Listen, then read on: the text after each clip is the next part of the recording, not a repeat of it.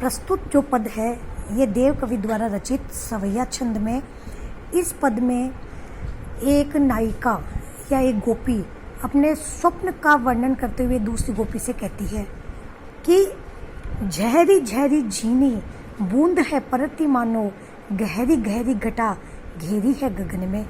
गोपी कहती है कि हे सखी देखो, वर्षा ऋतु आ गई है और नन्ही नन्ही बूंदों के साथ में, झकोरों के साथ में जो वर्षा की बूंदें हैं वो गिर रही है। गहरी गहरी घटा घेरी है गगन में, और इस आसमान में देखो चारों तरफ गहरी घनघोर घटाओं ने गगन को घेर लिया है, यानी कि चारों तरफ गगन में घनघोर घटाएं छा गई है। आनी कयो शाम मौसो चलो झूलीबे को आजू। अब गोपी अपने स्वप्न के बारे में उस अपनी सखी को बताते हुए कहती है कि हे सखी, स्वप्न में मैंने देखा कि मेरे श्याम श्री कृष्ण मुझे आकर के कहते हैं कि चलो झूला झूलने को चलते हैं। फूली ना समाई भाई ऐसी हो मगन में। तो उसकी बात सुनकर के मैं अत्यंत प्रसन्न हो गई, फूली नहीं समाई मैं, और मैं इस प्रकार भाव विभोर हो गई कि चाहती उठ योई उड़ी गिरी सो निगोड़ी नींद, कि मैं उनके साथ में जाने के लिए उठना चाह रही थी। इतने में ही मेरी ये जो निगोड़ी नींद है वो खुल गई, उड़ गई सो निगोड़ी नींद। ये जो मेरी नींद है वह उड़ गई।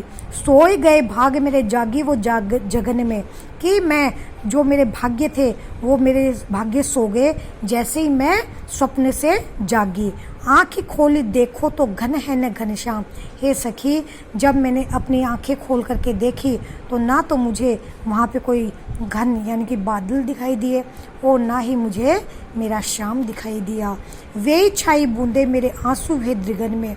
अब तो हे सखी, जो बरसात की बूंदे ये गिर रही है, यही बूंदे मेरी इन नेत्रों में आंसुओं के रूप में छाई हुई है।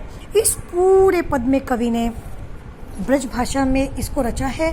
साथ ही साथ इस पद में कवि ने यहाँ निगोड़ी नींद, उड़ गई सो निगोड़ी नींद में मानवीकरण अलंकार का प्रयोग हुआ है, और यहाँ अनुप्रास अलंकार की छटा दर्शनीय ही झहरी झहरी गहरी गहरी में पुनरुक्ति प्रकाश अलंकार दिखाई पड़ता है।